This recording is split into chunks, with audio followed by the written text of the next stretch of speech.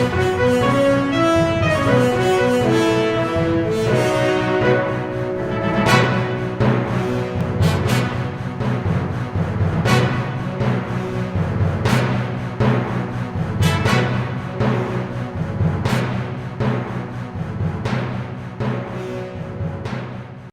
Welcome to NXTG news. ఈనాటి వార్తా విశేషాలు. అబద్దాలకు రెక్కలు కట్టి గతంలో మేనిఫెస్టోలు ఇచ్చేవారని, తాము మాత్రం మేనిఫెస్టోకు విశ్వసనీయత తీసుకువచ్చామని ముఖ్యమంత్రి వైఎస్ జగన్మోహన్ రెడ్డి తెలిపారు.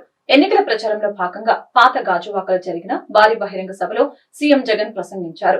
మీటింగ్ కు హాజరైన అశేష జనవాహిని ఉద్దేశించి మాట్లాడారు. గడిచిన 5 ఏళ్ల కాలంలో వైఎస్ఆర్సీపీ ప్రభుత్వం చేసిన మంచి పనుల్ని వివరించారు. మీ భవిష్యత్తుని నిర్ణయించే ఎన్నికలివి. గతంలో ఎప్పుడు ఎవరూ బటన్ నొక్కలేదు. నేరుగా అక్క చెల్లెమ్మలకు డబ్బులిచ్చింది లేదు. 14 ఏళ్లు సీఎంగా చేసిన చంద్రబాబు పేరు చెబితే ఒక్క మంచి స్కీమ్ కూడా పేదలకు గుర్తురాదు. 59 నెలల్లో 2,31,000 ఉద్యోగాలు ఇచ్చాం. 59 నెలల్లోనే అనూహ్య మార్పులు తీసుకువచ్చాం. 13 జిల్లాలను 26 జిల్లాలుగా చేశాం. ఇది అభివృద్ధి కాదా? 59 నెలల పాలనలో 17 మెడికల్ కాలేజీలు అభివృద్ధి కాదని ఆయన వెల్లడించారు. అదేవిధంగా ఒక ఉత్తరాంధ్రకి 4 మెడికల్ కాలేజీలు వచ్చాయి. వైఎస్ఆర్సీపీకి ఓటు వేస్తే పథకాలు కొనసాగుతాయి. చంద్రబాబుకు ఓటు వేస్తే పథకాలు ఆగిపోతాయి. దశాబ్దాల నాటి ఉద్దానం సమస్యను పరిష్కరించాం. 3,000 గ్రామాల్లో డిజిటల్ లైబ్రరీలు నిర్మాణంలో ఉన్నాయి. గిరిజన ప్రాంతాల్లో 400 సెల్ టవర్లు పెట్టాం. భోగాపురం ఎయిర్పోర్టు శరవేగంగా పూర్తవుతుందని అనటానికి కారణమెవరు? కుల మత ప్రాంతాలకు అతీతంగా పథకాలు అందిస్తూ ఉన్నాం. ఇంటి వద్దకే పెన్షన్, రేషన్ సౌకర్యం కల్పిస్తున్నామని సీఎం జగన్ స్పష్టం చేశారు. ఇంతకు ముందంతా మేనిఫెస్టో ఇచ్చేవాళ్ళు ఎన్నికలప్పుడు రంగురంగుల కాగితాలతో, అబద్ధాలకు రెక్కలు కట్టి రంగురంగుల కాగితాలతో మేనిఫెస్టో ఇచ్చేవాళ్ళు. ఎన్నికల్లో ప్రజలు మనకు ఓటు వేసిన తర్వాత ఆ మేనిఫెస్టోను చెత్తబుట్టలో వేసేవాళ్ళు. మళ్ళీ మేనిఫెస్టో జోలికి కూడా వెళ్లే పరిస్థితిని మీ బిడ్డ మొట్టమొదటిసారిగా మారుస్తూ ఏకంగా మేనిఫెస్టోలో చెప్పినేటివి 99% హామీలను నెరవేర్చి మళ్ళీ ఆ మేనిఫెస్టోను మళ్ళీ అక్క చెల్లెమ్మల కుటుంబాలకే మళ్ళీ తీసుకొని పోయి చూపించి, అక్క మీరే టిక్కు పెట్టండి, ఇదిగో మా మేనిఫెస్టో, జగనన్న పాలనలో మీరే టిక్కు పెట్టండి, ఎంత జరిగాయి ఏం జరిగాయి అని చెప్పి అక్క చెల్లెమ్మలకు మళ్ళీ ఆ మేనిఫెస్టో చూపించి వారి చిక్కటి చిరునవ్వుల మధ్య వారు టిక్కులు పెట్టి మళ్ళీ వాళ్ళందరి ఆశీస్సులు తీసుకుంటా ఉన్న కొత్త సాంప్రదాయం మొదలుపెట్టింది కేవలం ఈ 59 నెలల్లో మీ బిడ్డ పాలనలోనే అని కూడా చెప్పడానికి గర్వపడతా ఉన్నా. 14 సంవత్సరాలు ముఖ్యమంత్రిగా చేసిన వ్యక్తి చంద్రబాబు 3 సార్లు సీఎంగా చేశారు అని చెప్పుకుంటాడు. మరి ఇలాంటి వ్యక్తి ఈ చంద్రబాబు పేరు చెప్తే ఏ పేదకైనా కూడా కనీసం ఆయన చేసిన ఒక్కటంటే ఒక్క మంచైనా గుర్తుకు వస్తుందా అని అడుగుతా ఉన్నాడు మీ బిడ్డ. విశాఖను ఎగ్జిక్యూటివ్ రాజధానిగా చేయటమే కాక రేపు జూన్ 4వ తారీఖున దేవుడు ఆశీస్సులతో, ప్రజలందరి చల్లని దీవెనలతో మీ బిడ్డ ప్రమాణ స్వీకారం చేసేది, ఆ తర్వాత పాలన కొనసాగించేది విశాఖపట్నం నుంచే అని కూడా చెప్పడానికి గర్వపడతా ఉన్నా. చరిత్రలో ఎప్పుడు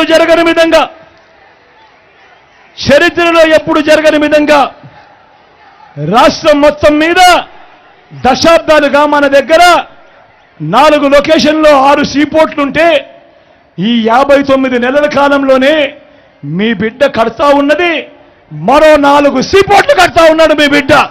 ఆంధ్రప్రదేశ్ లో ఎన్నికల కమిషన్ విశ్వసనీయతపై ప్రజలకు అనుమానం కలుగుతుందని ఎమ్మెల్సీ వైఎస్ఆర్సీపీ రాష్ట్ర జనరల్ సెక్రటరీ లీలాపిరెడ్డి పేర్కొన్నారు.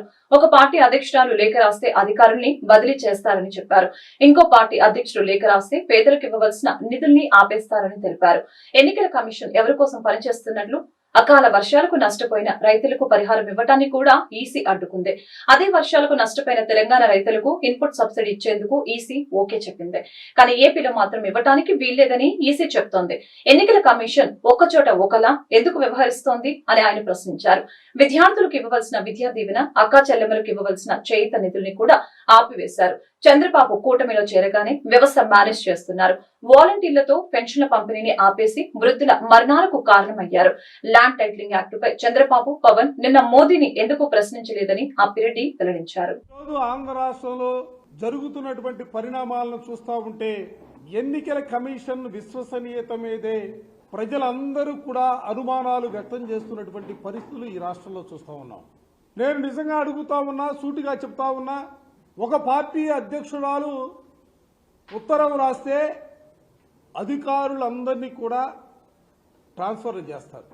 ఒక పార్టీ అధ్యక్షుడు ఉత్తరం రాస్తే రాష్ట్రంలో ఆన్ గోయింగ్ స్కీమ్స్ గా ఉన్నటువంటి సంవత్సరాల తరబడిగా ప్రతి సంవత్సరం కూడా ఇస్తున్నటువంటి స్కీమ్స్ ని ఆపివేస్తారు. ఏమిటిదని అడుగుతా ఉన్నా, రైతాంగానికి సంబంధించి అకాల వర్షాల వల్ల రైతులకు సంబంధించినటువంటి పంటలు దెబ్బతిన్నటువంటి పంటలకు సంబంధించి ఇన్పుట్ సబ్సిడీ రైతులకు ఇవ్వాలనే ఆలోచనతో ప్రభుత్వం ఆ రైతాంగానికి ఇన్పుట్ సబ్సిడీ ఇవ్వడానికి ప్రయత్నం చేస్తే ఆంధ్ర రాష్ట్రంలో ఇన్పుట్ సబ్సిడీ ఇవ్వడానికి వీలు లేదు. ఎన్నికల తరువాత మాత్రమే కమిషన్ మీదే, దాని విశ్వసనీయత మీదే ఇవాళ, ఎందుకంటే మేము నిన్న మొన్న చూస్తూ ఉన్నాం, ఇవాళ రాష్ట్ర వ్యాప్తంగా ఉన్నటువంటి పేద వర్గాలందరూ కూడా రోడ్లపైకి వస్తూ ఉన్నారు. ఎన్నికల కమిషన్ విశ్వసనీయతని ప్రశ్నిస్తూ ఉన్నారు. దయచేసి నేను ఈ సందర్భంగా కోరుతా ఉన్నా, చంద్రబాబు నాయుడు ట్రాప్లో పడద్దు. పక్క ఉన్నటువంటి రాష్ట్రాల్లో తెలంగాణలో ఇన్పుట్ సబ్సిడీ ఇవ్వడానికి పర్మిషన్ ఇస్తే ఆ రాష్ట్ర ప్రభుత్వం ఇన్పుట్ సబ్సిడీని విడుదల చేసినటువంటి పత్రం ఇది. అది ఎప్పుడు ఇచ్చారు? మొన్న 4వ తారీఖున దానికి సంబంధించినటువంటి పర్మిషన్ ఇచ్చారు. అక్కడ ఉన్నటువంటి ప్రభుత్వం రైతుల ఖాతాలకు సంబంధించి ఇన్పుట్ సబ్సిడీని ఇచ్చింది. చంద్రబాబు మాటలు సభ్య సమాజం తలదించుకునేలా ఉన్నాయని మంత్రి బొత్స సత్యనారాయణ వెల్లడించారు. కూటమికి ప్రజలు ఖచ్చితంగా బుద్ధి చెప్తారని అన్నారు. 2019 ఎన్నికలకు ముందు టీడీపీ పసుపు కుంకుమ ఇచ్చిందని, దానిని తాము అడ్డుకోలేదన్న విషయాన్ని గుర్తు చేశారు. కూటమి దుర్మార్గపు ఆలోచనని ప్రజలు గమనించాలని కోరారు. టీడీపీ ఆపించిన పథకాలను నిధులు సిద్ధంగా ఉన్నాయన్న ఆయన, ఎన్నికలు అయిన వెంటనే లబ్ధిదారుల ఖాతాల్లో జమ అవుతుందని తెలిపారు. బాబు సమాజానికి ఏం సందేశం ఇస్తున్నారని ప్రశ్నించారు. మంత్రి బొత్స, చంద్రబాబుది మనిషి పుట్టకేనా? ఆయన పేరెత్తడానికి అసహ్యంగా అనిపిస్తోంది. ఎన్నికల నిబంధనలకి మేము వ్యతిరేకం కాదని తెలిపారు. ఎన్నికల కమిషన్ వాస్తవాలు పరిగణించాలని సూచించారు. సమయానికి ఇన్పుట్ సబ్సిడీ అందక రైతులు నష్టపోతే బాధ్యులు ఎవరని ప్రశ్నించారు. రియంబర్స్మెంట్ అందక విద్యార్థులకు ఇబ్బందులు తలెత్తితే బాధ్యులు ఎవరని నిలదీశారు. ఏం మెసేజ్ ఇవ్వదలుచుకున్నా ఈ సమాజానికి? ఇలాంటి వాక్యాలు, నిజమైన మాట్లాడుకుంటూ అసలు మనిషి పుట్టేవా నాకు అర్థం అవట్లేదు. 23వ తారీఖు నాడు వచ్చి ఆశ్రయ బటన్ నొక్కాం. అప్పుడే బ్యాంకుల్లో డబ్బులు వేసి విడతల భారీగా చేసుకొస్తున్నాం. చేసుకొస్తున్న తర్వాత దాన్ని ఆపారు. ఆన్గోయింగ్ ప్రోగ్రామ్కి ఎందుకు మనం వాళ్ళని కోరుకోవాల్సిన అవసరం వచ్చింది? వాళ్ళు చౌకి ఎలా కారణమయ్యారో వీళ్ళు తిరిగి పైపెచ్చి వచ్చి అతని భాష చూస్తుంటే మీరైనా అంగీకరిస్తారని చెప్పండి. మీరు ఎప్పుడైనా మీరు ఈ ప్రొఫెషన్లోకి వచ్చిన తర్వాత మొన్న వచ్చి ఆ సెలబ్రిటీ నాయకుడు సాక్షాత్తు చంద్రబాబు నాయుడు ఆ భాషను మళ్ళీ మాట్లాడాడు. దాన్ని ఏమనుకోవాలా? రాజకీయాల్లో ఇలాంటి పరిణామాలు కరెక్టేనా? ఆ భాష మరి అవతలకి రావా? ఒక సభ్యత సంస్కారం ఉంది కాబట్టి మా పార్టీ నాయకత్వానికి, మా ముఖ్యమంత్రిగా మాకు ఇచ్చిన సూచనలు కాబట్టి ఉపేక్షిస్తుంది పార్టీ క్యాడరు. లేకపోతే ఎంతకంటే పెద్ద మాట్లాడతారు? ఇది కరెక్ట్ కాదు కదా. కాబట్టి ఇది 15 రోజులు పోయిన తర్వాత ప్రభుత్వం మీకు అండగా ఉంటుంది. అప్పుడు ఎవరితో దయాదాక్షిణ్యాలు మనకు అక్కర్లేదు. ఏ కూటమి దయాదాక్షిణ్యాలు, ఏ ఫిర్యాదులు, ఏ ఎలక్షన్ కమిటీ దయాదాక్షిణ్యాలు మనకు అక్కర్లేదు. చట్ట ప్రకారం, రాజ్యాంగ ప్రకారం మీకు ప్రభుత్వం అండగా ఉంటుందని ఈ వర్గాలకు తెలియజేస్తున్నాం. గుంటూరు ప్రభుత్వ మహిళా డిగ్రీ కళాశాలలో పోస్టల్ బ్యాలెట్ పోలింగ్ కార్యక్రమం కొనసాగుతోంది. గుంటూరు పశ్చిమ నియోజకవర్గానికి సంబంధించి ఎంప్లాయీస్ పోస్టల్ బ్యాలెట్ పోలింగ్ కేంద్రం వద్ద ఏర్పాట్లు సక్రమంగా లేవని ఉద్యోగులు అసంతృప్తి వ్యక్తం చేశారు. పోలింగ్ కు సంబంధించి ఒకే కౌంటర్ ఉండటం, ఓటు హక్కు వినియోగించుకునేందుకు ఉద్యోగులు పోటెత్తడంతో మహిళా ఉద్యోగులు ఒకంత అసహనం వ్యక్తం చేశారు. గుంటూరు పశ్చిమ నియోజకవర్గ కూటమి వైసీపీ ఎమ్మెల్యే అభ్యర్థులు గల్లా మాధవి, విడుదల రచని పోస్టల్ బ్యాలెట్ పోలింగ్ కేంద్రాన్ని సందర్శించారు. ఈ సందర్భంగా ఓటు హక్కును వినియోగించుకునే ఉద్యోగుల్ని ప్రసన్నం చేసుకున్నారు. గుంటూరు ప్రభుత్వ ప్రభుత్వ మహిళా కళాశాలలో గుంటూరు పార్లమెంటు పరిధిలోని 7 నియోజకవర్గాలకు చెందిన ఉద్యోగులు పోస్టల్ బ్యాలెట్ పోలింగ్ లో పాల్గొన్నారు. 6 నియోజకవర్గాలకు సంబంధించి ఈ పోలింగ్ కార్యక్రమం సజావుగానే జరిగిందని గుంటూరు తూర్పు నియోజకవర్గ వైసీపీ ఎమ్మెల్యే అభ్యర్థి నూరి ఫాతిమా తెలిపారు. గుంటూరు పశ్చిమ నియోజకవర్గం నుంచి ఒక్కసారిగా అధిక సంఖ్యలో ఎంప్లాయీస్ రావడం, ఒకే కౌంటర్ ఉండటంతో ఉద్యోగులు ఇబ్బందులు పడ్డారని చెప్పారు. దీన్ని భూతద్దంలో చూడటం సరికాదని అన్నారు. ఈ పోలింగ్ కార్యక్రమం సజావుగా జరిగేలా రాష్ట్ర ఎన్నికల సంఘం పక్కా ఏర్పాట్లు చేసిందని వివరించారు. ప్రతి ఉద్యోగి వైసీపీకే ఓటు వేస్తారని ఆశాభావం వ్యక్తం చేశారు. అందరికీ నమస్తే, అస్సలాము అలైకుం. ఈరోజు మరి గత 2 రోజుల నుంచి మీరు చూసుకుంటే బ్యాలెట్ ఓట్స్ ప్రతి ఒక్క ఎంప్లాయీస్ ఓటింగ్ అనేది జరుగుతూ ఉంది. నిన్న కూడా అవతల నుండి చాలా స్లోగా ఉన్నా పర్వాలేదు, అంటే మార్నింగ్ ఈవినింగ్ 4 నుంచి స్టార్ట్ అవ్వడం కూడా దాదాపుగా 7-8 వరకు కొనసాగింది. కానీ ఈరోజు మీరు చూసుకుంటే ఎంప్లాయీస్ కూడా చాలా ఉత్సాహంగా ఉన్నారు. ఓటు వేద్దాము చేద్దాము అనే ఉత్సాహంతో ఈరోజు రావడం జరిగింది. ఎంప్లాయీస్లో ఎవరో కొంతమంది అంటే ఫాల్స్ ఎలిగేషన్స్ పెడుతూ ఉంటారు, employees are not happy with the government అని చెప్పి. బట్ జగన్మోహన్ రెడ్డి గారి ప్రభుత్వంలో అయితే చాలా అందరు ఎంప్లాయీస్ కూడా కొంతమంది ఉంటారు, అంతా పాజిటివ్ ఉంటుందని మనం ఎప్పుడు చెప్పుకోకూడదు. మేబీ సమ్టైమ్స్ కొంతమందికి వ్యక్తిగతంగా కానీ లేకపోతే కొంతమంది దీనివల్ల రాకపోయిండొచ్చు. కానీ ఈసారి జిఎంసీ పర్మనెంట్ వర్కర్స్ కూడా మరి వాళ్ళకు కూడా ఓటింగ్ ఇది ఇవ్వడం జరిగింది. సో బ్యాలెట్ ఓటింగ్ ఇవ్వడం జరిగింది. వాళ్ళు కూడా వచ్చి వినియోగించుకున్నారు. ఎందుకంటే చాలామంది ఓటు వేద్దాము అని చెప్పి ఉత్సాహంలో ప్రతి ఒక్కళ్ళు ఉన్నారు. అంటే కార్మికులైనా వాళ్ళకి తెలిసినా తెలియకపోయినా వాళ్ళకి తెలిసింది ఒకే ఒక్క గుర్తు, ఫ్యాన్ గుర్తు. మరి అదేవిధంగా వాళ్ళందరూ మరి ఫ్యాన్ గుర్తుకు ఓటు వేసి, అలాగే మీరు చూసుకుంటే బ్యాలెట్ ఓట్స్లో చాలా వరకు ఇన్వాలిడ్ అవుతూ ఉంటాయి. కానీ ఈసారి జరగకుండా జిఎంసీ తరఫు నుంచి కూడా వాళ్ళు చాలా చక్కగా మానిటర్ చేశారు. దానికి ఫస్ట్ ఆఫ్ ఆల్ మా కమిషనర్ గారు అంటే ఆర్ఓ గారు, సో ఎలక్షన్ డిపార్ట్మెంట్ కూడా చాలా బాగా పనిచేస్తుంది. అలాగే ఫెసిలిటీస్ కూడా చాలా బాగా ఇచ్చారు. గుంటూరు ఈస్ట్లో మీరు చూసుకుంటే అన్ని ఫెసిలిటీస్ చాలా చక్కగా ఇచ్చారు. ఎక్కడ ఇబ్బంది లేకుండా చేయకుండా టెంట్స్ కానీ లేకపోతే హెల్ప్ డెస్క్ కానీ ప్రతి ఒక్కటి కూడా చాలా చక్కగా ఉంది. అక్కడ మానిటరేషన్ కూడా బాగుంది. లైక్ ఫెసిలిటీస్ అనేవి చాలా క్లీన్గా ఒక ఓటర్కి ఇబ్బంది కాకుండా చూసుకునే విధంగా చేశారు. కాబట్టి I would thank the election commission for that.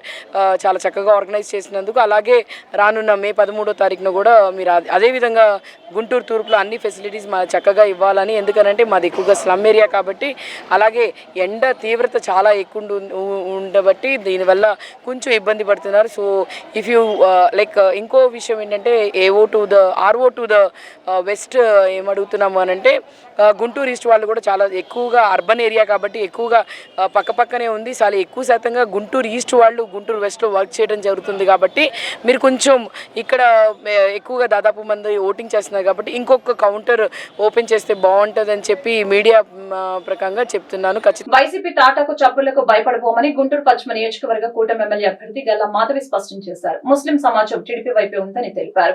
ఎందుకంటే చంద్రబాబు పాలనలో వారి సంక్షేమం బ్రహ్మాండంగా జరిగిందని వివరించారు. స్థానిక 20వ డివిజన్ నల్లచెరువు 23వ లైన్లో జరిగిన కార్నర్ మీటింగ్ లో గల్లా మాధవి పాల్గొన్నారు. ఈ సందర్భంగా ఆమె జెండా చెట్టును సందర్శించారు. అనంతరం జరిగిన మీడియా సమావేశంలో మాధవి మాట్లాడారు. రాజకీయాలలో ఎప్పుడు వచ్చామన్నది ముఖ్యం కాదని, ప్రజల మనస్సును గెలుచుకున్నదే విజయమని చెప్పారు.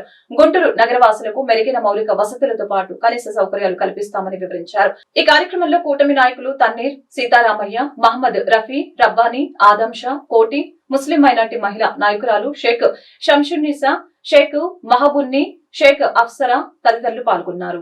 మా మైనారిటీ సోదరులందరితో కూడా ఒక కార్నర్ మీటింగ్ ఏర్పాటు చేసుకోవడం జరిగిందండి. ఇప్పటిదాకా మైనారిటీ సోదరులను ఉద్దేశించి ఎన్నో రకాలైన దుష్ప్రచారాలు జరుగుతూ వారి పట్ల భయాందోళనకు గురి చేస్తూ మభ్యపాటుకు గురి చేస్తూ ఈ వైకాపా ప్రభుత్వం రకరకాల పన్నాగాలు పన్నుతా వారిని ఇబ్బంది పెడతా వస్తుంది. వాటన్నిటినీ మేము ఉద్దేశించి ఆ అబద్ధాలన్నింటినీ తిప్పికొడుతూ వారికి జరిగేది నిజాలేంటి అని చెప్పడానికి ఈరోజు ఒక మీటింగ్ పెట్టుకొని వారికి నిజమైన సంక్షేమం అంటే ఏంటో, అభివృద్ధి అంటే ఏంటో, వారికి ఇవ్వబోయే పథకాలు ఏంటో, లేకపోతే వారిని ఏ దిశగా మేము రేపు అభివృద్ధి పదంలోకి పరిగెత్తించబోతున్నామో వారికి చెప్పి ఇప్పటికే వారిని ఎన్నో రకాలైన మార్పులకి గురి చేశాము. ఇప్పుడు ప్రతి ఒక్కరూ కూడా అవి అర్థం చేసుకొని మాకు సంఘీభావం తెలుపుతూ మాకు మద్దతు పలుకుతూ ఈరోజు మమ్మల్ని ఘనంగా ఆహ్వానించి ఈరోజు ఇక్కడ ఒక మీటింగ్ పెట్టి అందరినీ ఉద్దేశించి నేను మాట్లాడేలాగా వీరు ఈరోజు ఇలా ఒక సిద్ధం చేశారండి ఈ సభని. కాబట్టి మా ఈ సభని జయప్రదం చేసుకుంటూ ఎంతోమంది ఇలాగ అపోహల్లో ఉన్న వాళ్ళకి ఒక దిశానిర్దేశం చేస్తూ మేము ముందుకు వెళ్ళాలనుకుంటున్నామండి. వార్డు నల్ల చెరువు 23/2 నందు గల్లా మాధవి మేడం గారి కార్నర్ మీటింగ్ ఏర్పాటు చేశారు. ఈ మీటింగ్కి మేడం గారు వచ్చారు. ముస్లిం సోదరీమణులందరూ తన సొంత ఇంటి కుటుంబ సభ్యులు వచ్చినట్టు ఇంటింటికి పిలిచి మేడం గారికి బట్టలు పెడతాం, ఒక తన సొంత చెల్లెలు అక్క వచ్చినట్టు అంత అభిమానంతో ముస్లిం సోదరులందరూ మేడం గారిని హారతులు ఇచ్చి మేడం గారిని వాళ్ళ ఇంట్లో ఒక చెల్లెలు వచ్చినట్టు భావించి బట్టలు పెడతాం. ఇప్పుడు దాకా నేను గత 8 ఎలక్షన్లు చూశాను. ఏ రోజు ఏ నాయకుడికి ఇంత గౌరవంగా ఎవరు చేయలేదు. అలా గల్లా మాధవి మేడం గారికి ముస్లిం సోదరులందరూ ఆదరిస్తున్నారు. దానికి కారణం ఏంటంటే తెలుగుదేశం హయాంలో చంద్రబాబు నాయుడు గారు ఎన్డీఏతో సంబంధాలున్న ముస్లింలకు రంజాన్ తోఫా, దుకాణ వర్ మకాన్, విదేశీ విద్య, మసీదుల మరమ్మతులకు డబ్బులు, మౌజన్ ఇమాంలకు డబ్బులు, ఇటువంటి మహత్తరమైన కార్యక్రమాలు మైనార్టీస్కి చేశారు. 3వ లైను 2వ రోడ్లో కార్నర్ మీటింగ్ పెట్టాము. ఇవాళ మైనార్టీ మహిళలకు మొత్తానికి మేడం గారు వచ్చారు, మాధవి మేడం గారు తీసుకుని వచ్చాము. ఆమె వచ్చి మేడం గారు మాకు మాత్రం మైనార్టీ పథకాల గురించి, సంక్షేమ పథకాల గురించి మొత్తం వివరించి మాకు ఫలానా పథకాలు మేము అందజేస్తాము, మీకు మేము హామీగా ఉంటామనేసి వాగ్దానం చేసి వెళ్ళారు. కానీ మాకు మాత్రం మైనార్టీ ముస్లిమ్స్ మహిళలు ఇక్కడ చాలామంది ఉన్నాము. మైనార్టీ ముస్లిమ్స్ అందరికీ మా అందరికీ సపోర్ట్గా గల్లా మాధవి మేడం గారు ఎల్లకాలం ఎప్పుడు ఉంటారనేసి స్థానికంగా అందరి ముందు వాగ్దానం చేసి పోయారు. సంక్షేమ పథకాలు అడ్డుకోవడంలో ఎలక్షన్ కమిషన్ తీరుపై అనేక సందేహాలు ఉన్నాయని వైసీపీ గుంటూరు పార్లమెంట్ అభ్యర్థి కిలారి రోసే పేర్కొన్నారు. ఈ మేరకు గుంటూరులో ఆయన మీడియాతో మాట్లాడారు. విద్యార్థులకు అందవలసిన విద్యా దీవెన, అక్కా చెల్లెమ్మలకు అందవలసిన చేయూత లాంటి పథకాలను ఆపటం సరైన పద్ధతి కాదని అన్నారు. ఎలక్షన్ కమిషన్ నిర్ణయంతో ఎస్సీ, ఎస్టీ, బీసీ విద్యార్థులకు అందవలసిన 610 కోట్ల రూపాయల నిధుల్ని నిలిచిపోయాయని రోషియా వెల్లడించారు. ఈ రాష్ట్రంలో చాలా వరకు ఇన్పుట్ సబ్సిడీలు, రైతులకు ఇన్పుట్ సబ్సిడీలు కానీ, విద్యా దీవెనలు కానీ, ఇలాంటివన్నీ కూడా ఇవాళ ఎక్కడ ప్రభుత్వానికి మంచి పేరు వస్తుందో ఇవన్నీ కూడా రాకుండా చేయడానికి తను సాయశక్తులా కృషి చేస్తూ ఉన్నాడు. దీనికి ఎలక్షన్ కమిషన్ కూడా వంతు పాడుతుందనేది మాకు ఒక అనుమానంగా ఉంది. అది ఏదైతే ఇవాళ మరి విద్యా దీవెన లేకపోతే రైతులకు ఇన్పుట్ సబ్సిడీలు 847 కోట్లు ఉన్నాయో, మరి విద్యా దీవెన కానీ లేకపోతే ఏదైతే ఈరోజు 600 కోట్లు కూడా ప్రజలకు ఉపయోగపడే ఇవన్నీ కూడా చదువుకునే విద్యార్థులకి వాళ్ళ విద్యా దీవెన కానీ, రైతులకు ఇన్పుట్ సబ్సిడీ ఈ టైం ఇస్తే రేపు వచ్చే టైంలో పంట మొదలుపెట్టే టైంలో పెట్టుబడి కింద ఉపయోగపడతాయి. ఇవన్నీ కూడా ఆలోచన చేసి ఎలక్షన్ కమిషన్ మరి రాష్ట్ర ప్రభుత్వానికి లేకపోతే యంత్రాంగానికి తెలియజేసి ఇన్పుట్ సబ్సిడీలు, విద్యా దీవెనలు రిలీజ్ చేయాల్సి. తెలుగుదేశం పార్టీకి యువతరం నాయకుడు చంద్రబాబు నాయుడికి రాజకీయ వారసుడు. పార్టీలో నెంబర్ 2గా కొనసాగుతున్నారు నారా లోకేష్. వారసత్వంగా రాజకీయాల్లోకి వచ్చినప్పటికీ తనకంటూ ఒక ప్రత్యేకమైన శైలితో దూసుకు వెళ్తున్నారు.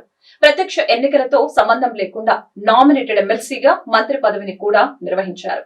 సాంకేతిక పరిజ్ఞాన, పంచాయతీరాజ్, గ్రామీణ అభివృద్ధి శాఖను సమర్థవంతంగా నిర్వహించారు. నగదు బదిలీ పథకాన్ని ఆయనే వృద్ధి చేశారు. 2019 ఎన్నికల్లో మంగళగిరి నియోజకవర్గం నుంచి పోటీ చేసి ఓటమి పాలయ్యారు. తిరిగి 2024లో టీడీపీ, జనసేన, బీజేపీ కూటమి పక్షాన పోటీకి సై అన్నారు. యువగలం పాదయాత్ర ద్వారా అన్ని వర్గాల ప్రజలకు దగ్గర కావటమే కాకుండా వారి నుంచి మన్ననలు పొందారు. తెలుగు భాషపై పట్టు లేదని, రాజకీయాలలో శుద్ధ పప్పు అని వైసీపీ నుంచి తీవ్ర విమర్శలు ఎదుర్కొన్నారు. దీంతో కసి పెరిగిన నారా లోకేష్ తెలుగు భాషపై పట్టు సంపాదించడమే కాకుండా తన రాజకీయ ప్రసంగాలతో రక్తి కట్టించారు. యువగలం దెబ్బకి జగన్ కి 70 mm సినిమా కనపడుతుంది. అయ్యా జగన్, నా పైన కోడిగుడ్లు ఇస్త్రేస్తే కడుపు మంట తగ్గదు. రేపు ఈయనో గిఫ్ట్ పంపిస్తా, అది తాగితే కొంచెం కడుపు మంట తగ్గుతుంది. అసలు క్లేమోర్ మైన్కే భయపడే కుటుంబం మాది. వీళ్ళేసే కోడిగుడ్డులకి భయపడతామా అని అడుగుతున్నా. అయినా చీకట్లో కోడిగుడ్డు ఎప్పిస్తామేంటి జగన్? దమ్ము ధైర్యం ఉంటే నేరుగా తేల్చుకుందాం. తెలుగుదేశం పార్టీ జాతీయ ప్రధాన కార్యదర్శిగా మంగళగిరిలో కూటమి ఎమ్మెల్యే అభ్యర్థిగా ఎన్నికల ప్రచారంలో దూసుకెళ్తూ రాజకీయ ప్రత్యర్థికి సవాల్ విసురుతున్నారు. నారా లోకేష్ సతీమణి నారా బ్రాహ్మిణి, ఆయన తల్లి నారా భువనేశ్వరి కూడా ఎన్నికల ప్రచారంలో చురుగ్గా పాల్గొంటూ ఆయన విజయానికి బాటలు వేస్తున్నారు. మంగళగిరి నియోజకవర్గ వైసీపీ అభ్యర్థి మురుగుడు లావణ్యతో లోకేష్ తలపడుతున్నారు. లోకేష్ నాన్ లోకల్, చేనేత వర్గం, రాజధాని అంశం, కాపు సామాజిక వర్గం, బీసీ మహిళ అనే నినాదం ఇక్కడ విజయంలో కీలక పాత్ర అయినప్పటికీ నారా లోకేష్ విజయం నల్లేరుపై నడికేనని చెప్పొచ్చు. ఇదే విజయాన్ని మంగళగిరి నియోజకవర్గ వాసులు చెబుతూ ఉన్నారు. మురుగుడు లావణ్య కూడా పుట్టింటి మెట్టింటి రాజకీయ వారసత్వం ఉండటంతో రాష్ట్ర ముఖ్యమంత్రి వైఎస్ జగన్మోహన్ రెడ్డి వ్యూహాత్మకంగా ఈమెను పోటీలో నిలిపారు. జగన్మోహన్ రెడ్డి పొలిటికల్ గా ఫస్ట్ టార్గెట్ పిఠాపురం పెట్టుకోగా సెకండ్ టార్గెట్ మంగళగిరిని ఎంచుకున్నారు. ఎట్టి పరిస్థితుల్లోనూ నారా లోకేష్ విజయం సాధించకుండా రాజకీయంగా అష్ట దిగ్బంధనం చేశారు. మంగళగిరి నియోజకవర్గాన్ని రెండు పార్టీలు ప్రతిష్టాత్మకంగా తీసుకోవడంతో పొలిటికల్ వార్ పైకి కనిపించకపోయినా పోటాపోటీ ప్రచారాలు, రాజకీయ ఎత్తులపై ఎత్తులు మాత్రం సీరియస్ గానే కొనసాగుతూ ఉన్నాయి. రాష్ట్ర ప్రభుత్వ సలహాదారు సజ్జల రామకృష్ణారెడ్డి, ఆళ్ల రామకృష్ణారెడ్డి, మాజీ మంత్రి మురుగుడు హనుమంతరావు, కాండ్రు కమల ఆధ్వర్యంలో మురుగుడు లావణ్య రాజకీయ ఎన్నికల ప్రచారం ఒక పక్క ఉధృతంగానే కొనసాగుతూ ఉంది. మరొక పక్క నారా లోకేష్ పక్షాన నారా బ్రాహ్మణి స్టార్ క్యాంపెయినర్ గా ఎన్నికల ప్రచారం కొనసాగుతుంది. ఈసారి నారా లోకేష్ కే విజయ అవకాశాలు పుష్కలంగా ఉన్నట్లు రాజకీయ విశ్లేషకులు చెబుతూ ఉన్నారు. జనసేనాని పవన్ కళ్యాణ్ ఓటు బ్యాంకు కూడా ఇక్కడ కీలకం కానుంది. రాజధానికి భూములు ఇచ్చిన రైతులు కూడా అధికార పక్షంపై గుర్రుగా ఉన్న సంగతి తెలిసిందే. స్థానిక ఎమ్మెల్యే ఆర్కే జగన్ పై ఉన్న అసంతృప్తితో షర్మిల వెంట నడవటం, వెంటనే తిరిగి జగన్ పక్షాన రావటం, ఈ మధ్య కాలంలోనే గంజి చిరంజీవిని నియోజకవర్గ సమన్వయకర్తగా వైసీపీ ప్రకటించడం నాటకీయంగా జరిగిపోయింది. నారా లోకేష్ ను ఢీ కొట్టగలిగే శక్తి గంజి చిరంజీవికి లేదనే అభిప్రాయం వైసీపీ అధిష్టానానికి రావటంతో మురుగుడు లావణ్యను తెరపైకి తెచ్చారు. ఈలోపు రాజకీయంగా నారా లోకేష్ తన స్పీడును పెంచారు. ఏది ఏమైనప్పటికీ రాష్ట్రంలో రాజకీయంగా ఉత్కంఠభరితంగా మారిన మంగళగిరి నియోజకవర్గం నుంచి నారా లోకేష్ విజయం సాధించబోతున్నారని తెలుగు తమ్ముళ్లు తెగ ఖుషి అవుతున్నారట. ఏ అధికారులైతే చట్టాన్ని ఉల్లంఘించమని ఇబ్బంది పెట్టారో, ఏ వైకాపా నాయకులైతే చట్టాన్ని చుట్టాలుగా మార్చుకుని మన ఇబ్బంది పెట్టారో వాళ్ళందరి పేర్లు ఎర్ర బుక్ లో ఉంది. అందుకే తల్లి ఎర్ర బుక్ చూస్తే వాళ్ళకి ఉచ్చబడుతుంది. ఎందుకే మీకు అంత భయం? బాబు గారి హయాంలో Visakhapatnam job capital of India అవుతే ఈ జగన్ ముఖ్యమంత్రి అయిన తర్వాత గంజాయి క్యాపిటల్ ఆఫ్ ఇండియాగా విశాఖపట్నాన్ని మార్చాడు. మా బాబు సూపర్ 6 మేనిఫెస్టో నువ్వు ప్రజలు పీడిస్తున్న కష్టాల నుంచి బయటికి వచ్చింది. ప్రజల కన్నీరు నుంచి ఈ బాబు సూపర్ 6 వచ్చింది. ఈ సైకో పరిపాలన తరిమి కొట్టేదానికి ఈ బాబు సూపర్ 6 మేనిఫెస్టో వచ్చిందని ఈ సభాముఖంగా తెలుపుతున్నా. ఈ వార్తలు ఇంతటితో సమాప్తం. మరొక బులెటిన్ మళ్ళీ కలుద్దాం. నమస్కారం.